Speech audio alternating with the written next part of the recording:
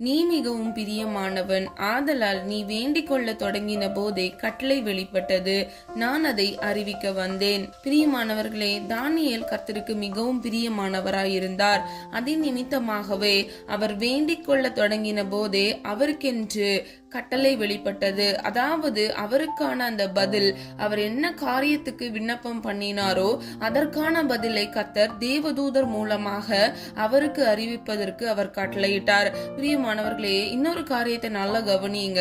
நீ வேண்டிக் கொள்ள தொடங்கின போதே, அதாவது அவர் விண்ணப்பத்தை சொல்லி முடிக்கல, அவர் தொடங்கும் பொழுதே அவருக்கான பதில் கர்த்தருடைய சமூகத்திலிருந்து வெளிப்பட்டது.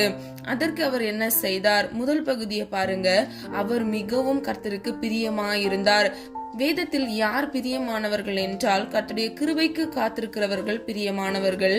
கர்த்தராகிய தேவன் தாமே உங்களை ஆசீர்வதித்து பாதுகாப்பாராக. God bless you.